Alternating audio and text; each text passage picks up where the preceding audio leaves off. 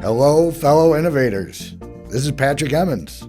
And this is Shelli Nelson. Welcome to the Innovation and the Digital Enterprise Podcast, where we interview successful visionaries and leaders, giving you an insight into how they drive and support innovation within their organizations. We're very excited to have Karen Fedyszyn on today's episode. Karen has an amazing history of leading the IT teams as a CIO at a number of iconic companies here in the Chicagoland area. Most recently, she served as the Chief Technology Officer at Cooper's Hawk Winery, as they have seen significant growth.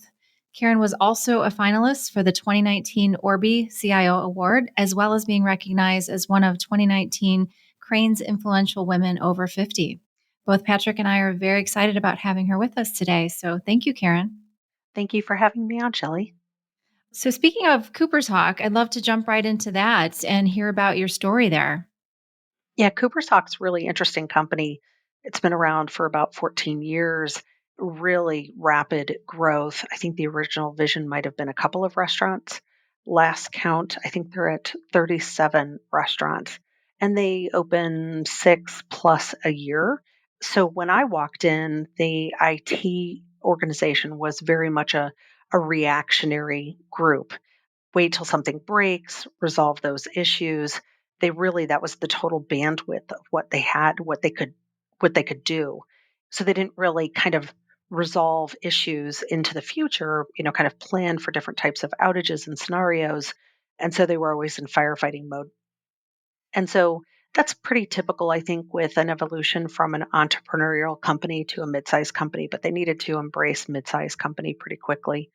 And we had a lot of business processes. I always lead with process in technology. So it has to have business purpose and has to have a kind of a business case to make sense so that you can actually prioritize things.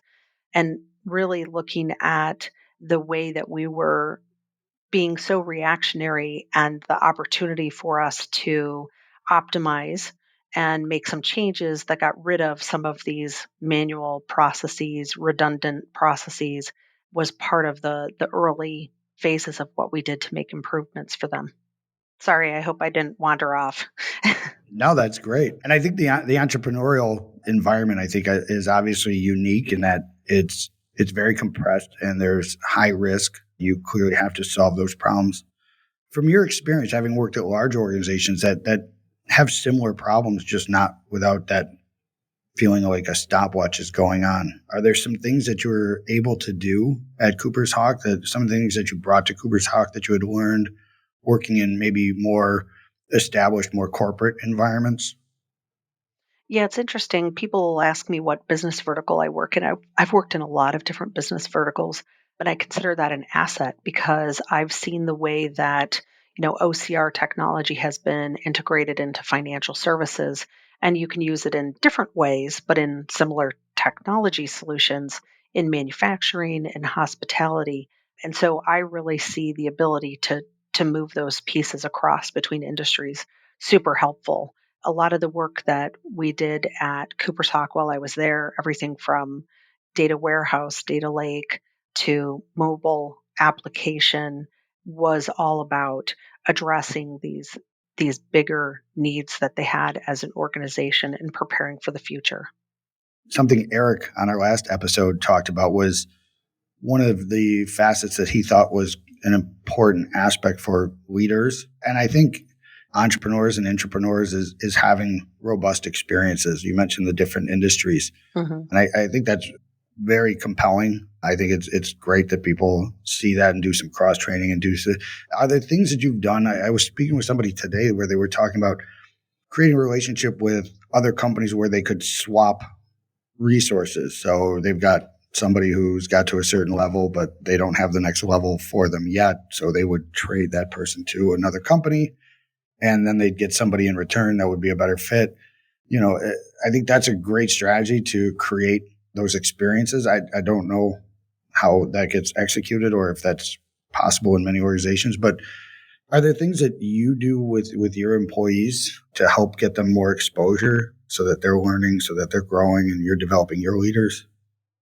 Yeah, I think keeping people current and investing in them and training them is imperative to keeping them. You were kind of talking about a little bit of a business model where you engage different technology resources, you kind of ebb and flow a little bit as needed within an organization. And I really see that as something that the millennial, not to genericize it, but the millennial workforce has brought is this much more extensive group of entrepreneurs that offer individual services, and you create a very large network of these individuals and you ebb and flow and work together at different times. So I see that within an organization being really similar to what's already building in the workplace. And I think there's something to be learned from it. There's not always the ability to have a particular, business discipline or set of projects at all times. And to be able to ebb and flow with your workforce, I think is a very modern way of looking at how you can optimize what you're doing. I agree. I find it very interesting. We're in that, like the Nash economic model of like anti-competitive or more collaboratively competitive, that even the people that you compete with, you're not really competing with. You're in your own very specific silo, right? I think about Cooper's Hawk, and like they created an entire different genre of restaurant, right? Where there's membership and connectivity, and they've got a store that, it's a little Cracker Barrel, it's a little high end, right? There's just, you walk in, it's like no place you've been before. And the Southern chicken sandwich is amazing. I'm not saying I ate it every time I went. Everything on the menu. Everything on the menu is really addictive, I have to say, including the wine. Yeah, I know. I see it on my Amex bill for my wife every month. Nice. Nice. It is interesting how they created this segment that really didn't exist, this wine membership that is directly related with the restaurant experience. Their most recent count is 400,000 wine club members, which makes them Wow. the largest wine club in the United States. That's awesome. And I think they're somewhere around 33rd, 35th winery in production, and they're located right outside of Chicago. So it's a pretty interesting business model. They're in 9 states. Next year, I think they'll be upwards of 11. So with that growth comes this really strategic mindset change when it comes to technology of, well, I can't just use the things that I used in the past. They were free. I grabbed them off the shelf. They don't have integration. They're really very basic. And you have to start looking at them more holistically and saying, okay, how do you group some of these like subjects together so that I can actually get an optimized workforce where we're not necessarily just redoing work time and time again. We're actually creating workflows and document management and ways of doing things more efficiently, which helps you scale as a company as you go through that really rapid growth. So that's a really different mind shift for an organization. And I think because Cooper's Hawk was smaller, we were able to prioritize more work and make more changes in a shorter period of time than maybe I would have at, HSBC is probably a bad example because it was such a large organization. But even Ace Hardware with several hundred IT employees, it would be very difficult to get things through in a short period of time. So with that entrepreneur mindset comes the ability to innovate a little bit quicker. Well, Karen, I can see clearly why they brought you in. And on that note, would love to talk about your ORBIE finalist award for 2019. That is such an amazing award. I know that's for tech executives leading innovation and excellence. Would love to hear a little bit more about that and kind of your thoughts on the ORBIE. Yeah, it was really interesting. When I got nominated, I was shocked. I was nominated by another female CIO in the Chicago market. And just to have a peer that sees your work and recognizes that as industry leading is an amazing compliment. And then with it comes this ORBIE award process, which has been one of the most personally fulfilling events and organizations that I have become part of throughout my career. It was a whole series of events, got to meet all of the other ORBIE finalists throughout the different business categories. Several of them I knew, just through working in the Chicago area. And so it was very humbling to be put into the same grouping with people that I considered just iconic leaders in Chicago. It was an amazing process. And it's really opened up a lot of doors for me with the Chicago CIO community and with some additional philanthropic activities. I donate a decent amount of my time to different activities.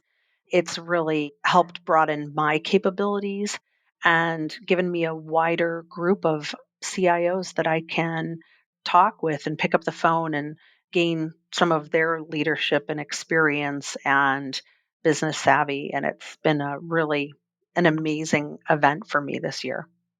That's incredible. Also, would love to hear about the Cranes Award for Influential Women.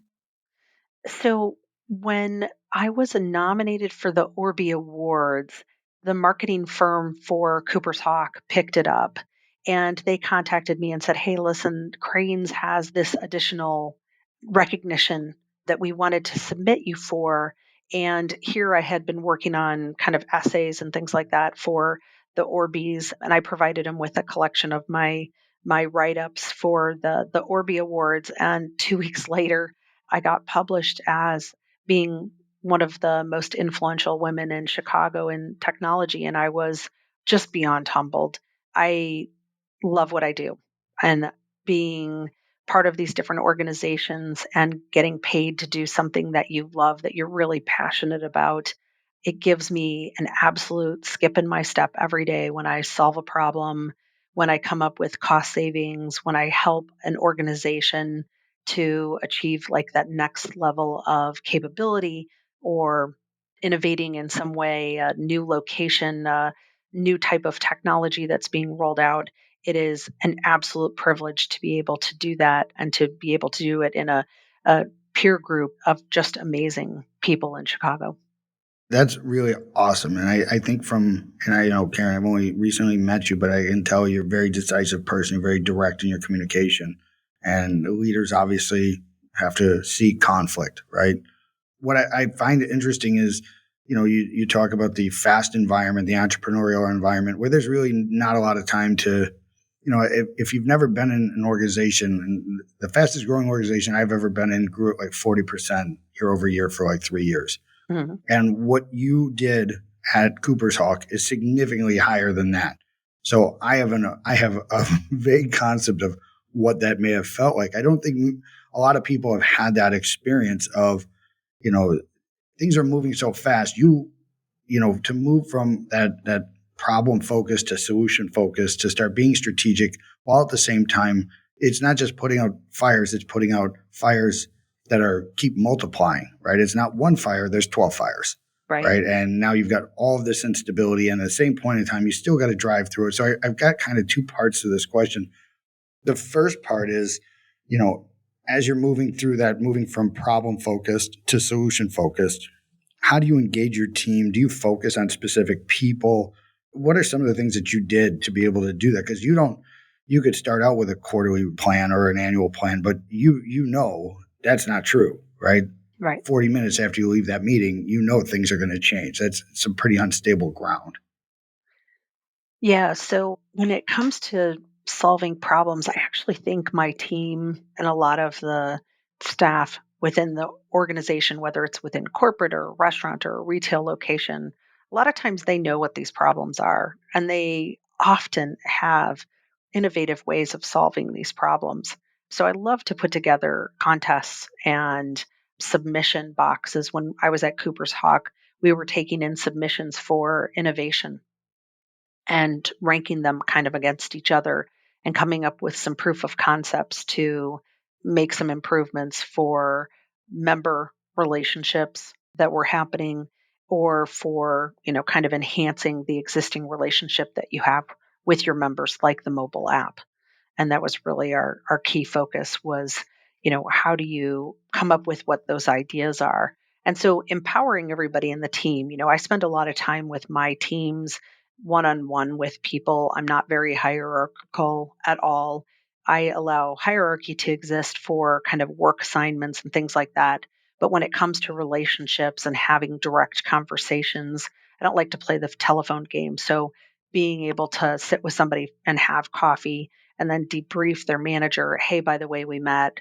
This is something that I've asked them to consider and think about and seek out training. And we just keep that communication going. But oftentimes I can't get close enough to something to come up with a solution. So relying on people who are subject matter experts and who have those ideas is imperative, I think, to moving that innovation in the right direction and coming up with sound solutions that'll solve not just the problem, but it'll solve really more the process. I think oftentimes, as especially technologists, we think, when we get caught in situations and stressful situations, we put our heads down and we just go to work. And it sounds like the thing that you did to make sure that you stayed successful was getting the most out of the team that you've got by directly interacting. Yeah, for sure. And part of anytime you go into an organization new, part of it is assessing that team as well. What expertise do you have? What expertise do you need? Where could you train somebody to have expertise that you have a gap for? And where do you really need outside help? Whether that outside help ends up being a full time employee or maybe a vendor relationship where you're going to continue to have a relationship with them long term because that expertise is so critical and needs to stay incredibly current. So I think kind of looking at all of those aspects to it is what helps you build that foundation of working with your teams and best understanding what they can actually bring to the table. Nice.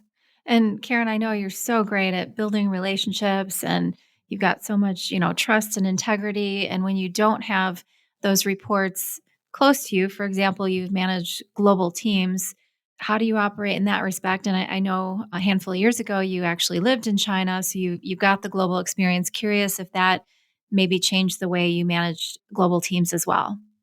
Yeah, China was really very interesting and an amazing experience. If anybody listening to this has ever wondered whether or not they should uproot their family and move to China for a few years, my vote would be yes, and my family's vote would be yes as well. So I think getting different experiences is incredibly eye opening. I remember my very first meeting in China. I think there were maybe 6 attendees, but there was probably 24 people in the room. And so I introduced myself to everybody and then found out I'd made my first faux pas. I was supposed to introduce myself to the people that were at the table, not the people who were kind of sitting around the perimeter of the room that were just there to observe the meeting. I'd never come across anything quite like it before. And so, really understanding how environments work, but then helping in an environment like that that's very structured, how you can bring in collaboration and get a little bit more than what you would if you were working on something in isolation. Mind trust, having a variety of people around you that have different experiences, have different approaches, gets you such a better product when you are creating and developing than if everybody kind of thinks the same. And I think it's really important to keep your mind open and very purposefully bring in people with different backgrounds and different expertise to round out a team and the experience. That makes me think of the book, The Hard Thing About Hard Things. Oh, I love that book. Isn't it great? I Mhm. honestly, I just finished it a couple weeks ago, and it makes me think about like one of the concepts that he talks about in the book is a wartime CEO versus a peacetime CEO, and I'm wondering, is there something that you do different? Is there, he talks about like when you're in a peacetime CEO role, you can focus on being a little bit more of a generous leader. You can take more time. When it's a wartime CEO, it's more one mistake and you're fired, right? Over exaggeration on things because you don't have time for it. And it's not about thinking downfield. It's about what are we doing this quarter? With the diverse experience that you've had, do you modulate between those two types of personas as well? I am very familiar with the wartime CEO and CIO kind of mentality and have lived through it many years in my career. I would say that was probably really IBM, Monsanto, HSBC. Wartime, every day was kind of war to some extent. fighting for market share, fighting for, that next country that you were opening in. And so it kind of always had that very gruff veneer to it. And I'm one of those people who always steps back and looks at a situation maybe a little bit more holistically. And I would watch the churn and the burn of people and thinking to myself, wow, that costs a lot. That costs a lot from knowledge management, from turnover, from absentee time of not having somebody in that seat, to, just the cost of recruitment. I looked at all of those things and thought there's got to be a different way to do this. And I had the experience of working in kind of more of what you called a peacetime, because I think that every day is, although there's aspects of it that are war, and very important to, the mission critical aspects of the business and company that you're running, you need to have that peace about you in order to make sound decisions. So you can never act as though you are in wartime. You may be in wartime, but the veneer and the way that you approach things is actually more from a peacetime perspective. So in IT, that means planning for situations in the future and mitigating that risk and making sure that there's minimal opportunities for some of those things that happen, and to always be mindful of, what is the ultimate goal of the business? How can I make sure that the critical systems are up and running? There are so many aspects of that that feed into that peacetime. But if your teams are at peace and they're not on the end of this whip, I feel like they will work harder for you, work longer for you, stay with you, come back to you again. I have a lot of individuals that have worked for me over my career that will ping me every once in a while and be like, hey, where are you at? By the way, this is what I'm currently doing. Love to cross paths with you again. That's the most ultimate compliment. And when those two things align, it can be fabulous. But to know that there's those resources out there that want to work with you, that you want to work with them, that you've really kind of built this environment, that peacetime mentality, I think, is imperative for people to know I will entrust in you as a leader, but I also know that I'm not going to be on an over exaggerated roller coaster in order to, kind of be in this role. I agree with you, and I found it a little, I don't know, maybe I don't understand the Silicon Valley culture as well as I did, because it did seem like some of the things he said he was doing or was open to doing seemed beyond the pale of, professionally appropriate. Even like the concept of a wartime CEO, where it's like, you're not really at war though, right? It doesn't have that gravity. It's still business. So I'm with you that the idea that, yes, there's up tempo, right? But the concept of like, we're going to go out and put on a different persona or become another person. I struggled with that when I was reading the book around that concept that, okay, so we're justifying, some of these bad behaviors, or because it seemed some of the things that he was doing was, pretty aggressive. And I come from an Irish Catholic family with a dad who was a Navy pilot. So if it's aggressive for me, I'm pretty sure it's aggressive for most people in modern America. But I appreciate you saying that. And I think it's an important thing. How do you stay calm? What are some of the things that you do to remain calm when it's not easy to do? Well, it's really interesting. Years ago, I had a major problem with this, not just not staying calm, but really making sure that everything about me was in fact calm, as opposed to just maybe on the outside appearing calm. And I ended up taking up meditation. I had a doctor who was like, "Hey, Karen, I really think you'd benefit from meditation." And the first time I sat down to do meditation, I stopped at a park and I tried to meditate for 20 seconds, and I could not meditate for 20 seconds without allowing other thoughts to come into my mind. And I was like, oh my God, I'm going to fail miserably at this. And I started a meditation practice of literally going and doing that exact same thing. And 20 seconds turned into 30, turned into a minute. I meditate regularly, and I also do a lot of breathing exercises.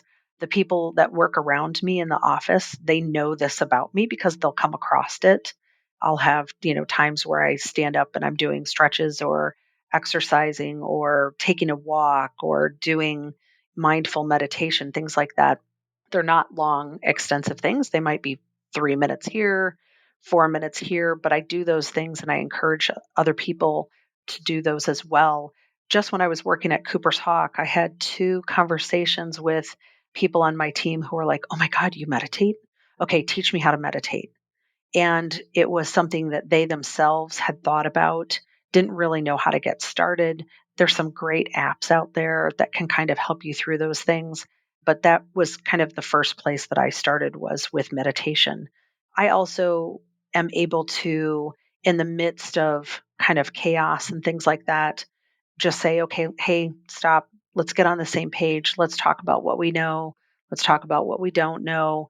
And I've always kind of had that voice of reason. I deal better with a stressful situation if I can organize it into bits and bytes of information that make a lot of sense to me, and then make sure that everybody's kind of in the loop on where everything's at with, a chaotic situation.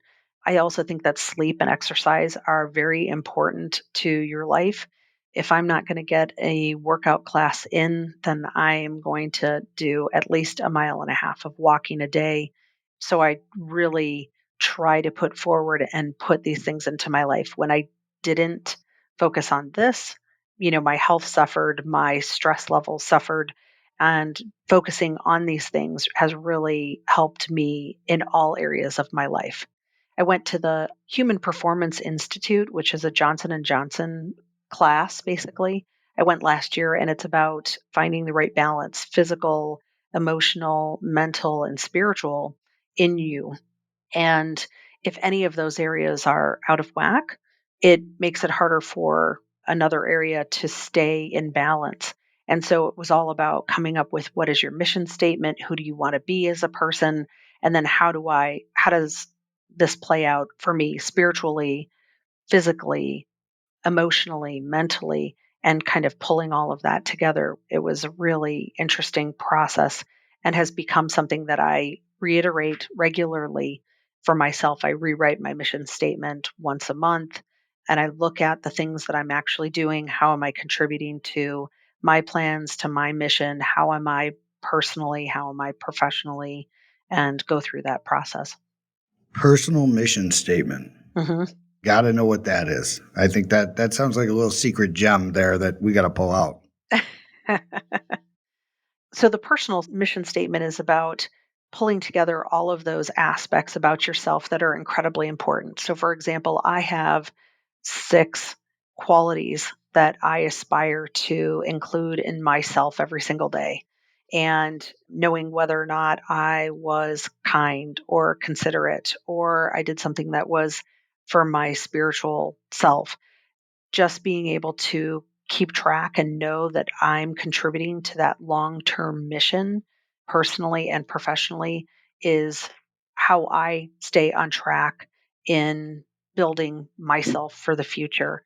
I think it's really important to think about the next generation of IT professionals and to lead them and develop them and help them with, some of these unusual things that you've learned through time, like meditation, or about coming up with a great way to do work life balance. Shelli probably knows this about me, but I had horrible work life balance for years. I didn't marry until I was 35. I had my son when I was 40. And so I never had work life balance until, our family expanded and really needed to have a different perspective. It's one of the reasons that I ended up changing the industries that I work in, working with maybe a little bit smaller companies so I'm not on the road all the time internationally. But I think it's about helping the next generation understand the decisions that they make for themselves professionally. It's the right thing for every single person to have a game plan of what they want to be and how they want to be represented, and then make decisions that support that.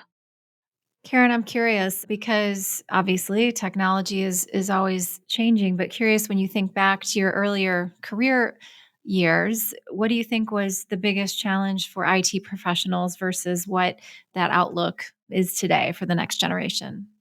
That's such a loaded question.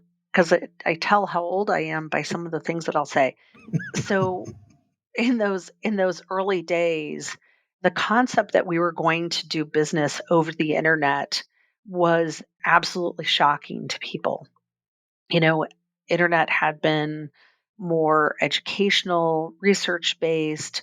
There were a lot of value added networks that were doing private internet, if you will.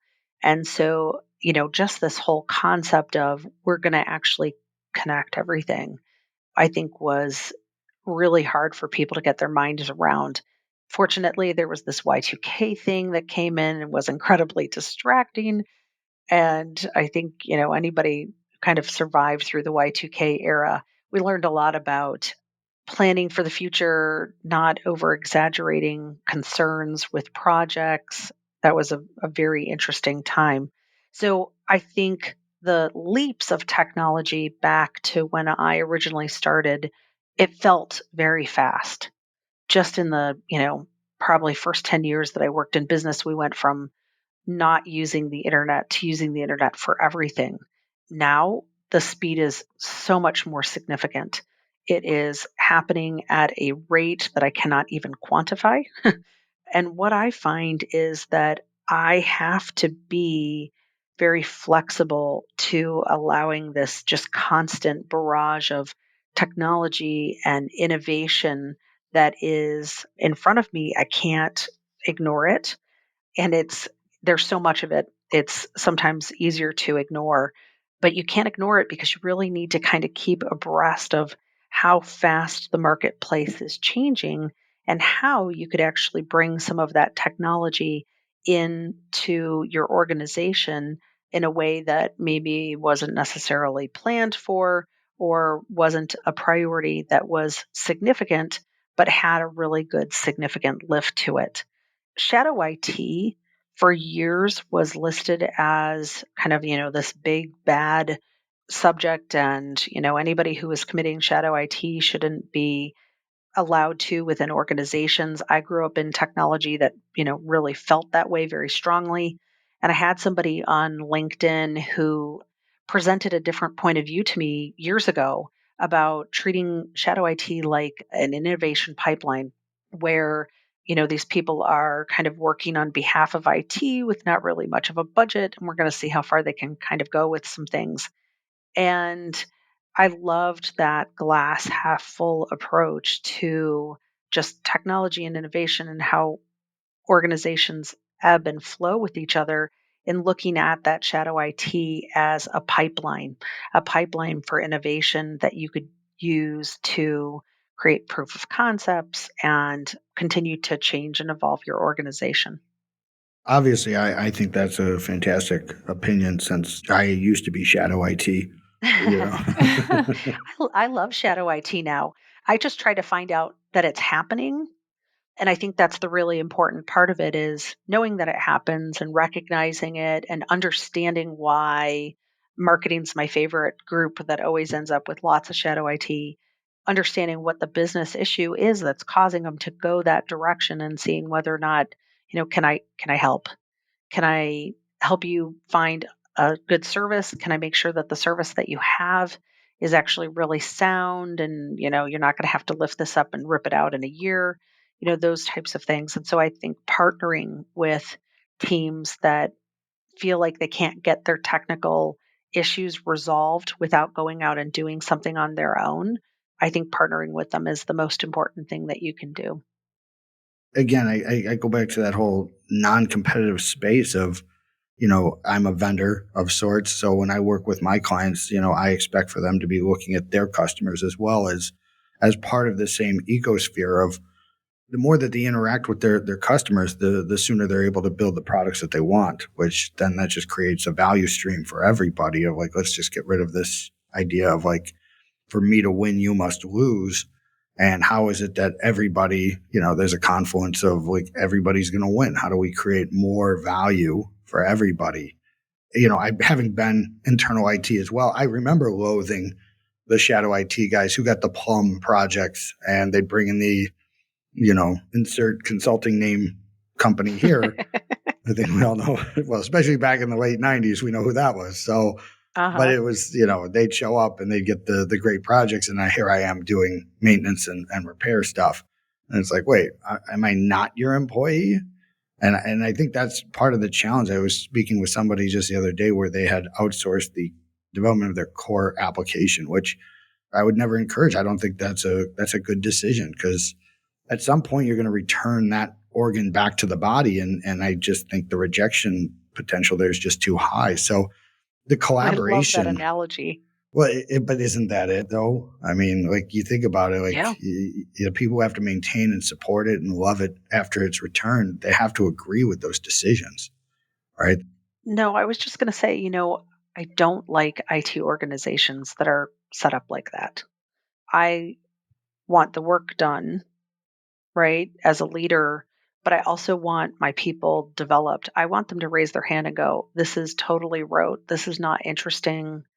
You know, there's no way I could do this for another year type of thing. I love to know that somebody has bandwidth or has an interest in doing something different.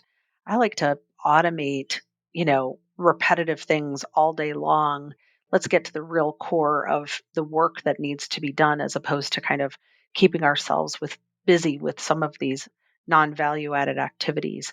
So I think really fundamentally understanding your team, understanding what their personal interests are, mapping that to the objectives and the work that has to be done, I think it gives you a really strong, solidified team. People understand what's in it for them, they understand what they're giving in exchange, and it really helps to build the team and make the team attractive.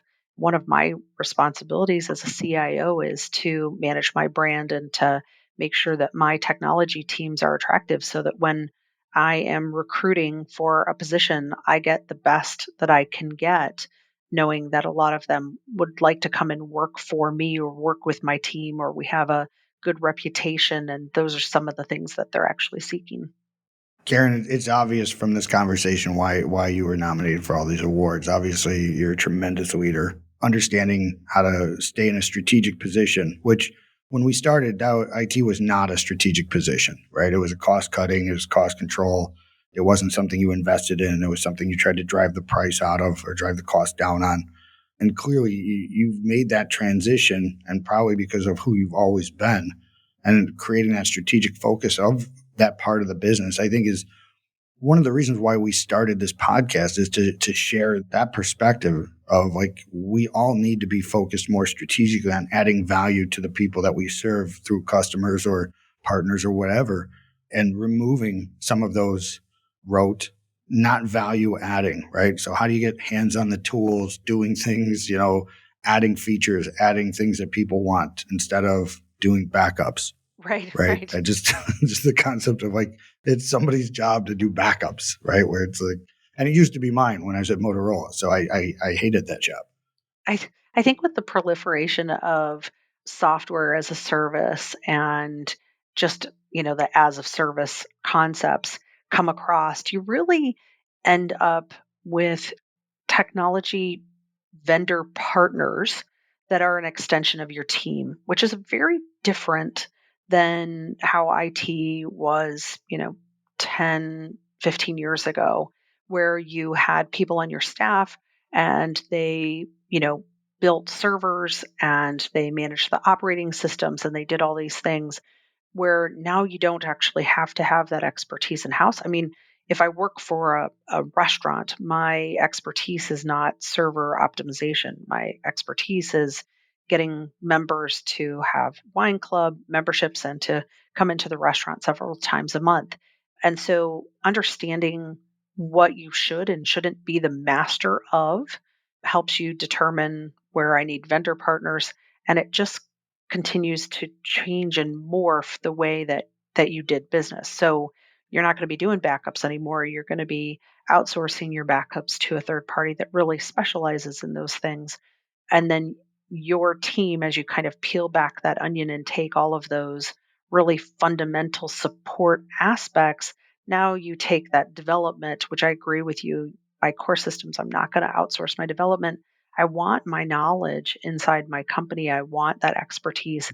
I want to be able to be dynamic with it. Those are the right places where you would do some, agile development, and to really manage your work in a way that helps with productivity and brings new functionality and technology to the marketplace, kind of with regular software releases. I strip it down to, are you spending money on the strategic parts of the business? And then I put those two, the strategic versus the operational. Mm-hmm. And not to say that you don't need operational, because that's how you make money, right? Yeah. But I think the mistakes we've seen here in the greater Chicagoland area as this new world is upon us, and some organizations are not adapting to it fast enough. There's too much status quo, and it's not enough focus on being in a strategic position and elevation. I love that term you used before. The elevation of everyone in the organization to be closer to the strategic portion of the business. And I use terms like thrust versus drag in that scenario of like, if you can get more people in the organization on the thrust side, that strategic, forward moving, they're pulling things off of their manager's plate, and the manager's pulling things off of the director's plate, and the director's pulling things off of, the VP's plate. That leads all the way up to the CEO. So the CEO is out there being more strategic, reaching out to new opportunities, considering new things, spending more time on building and growing, not just operating the business.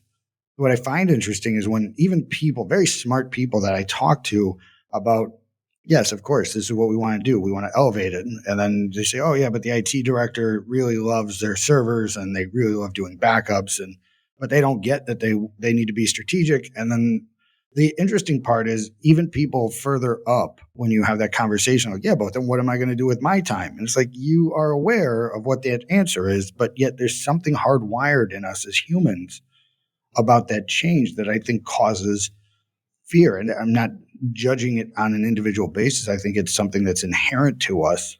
Change is a little scary.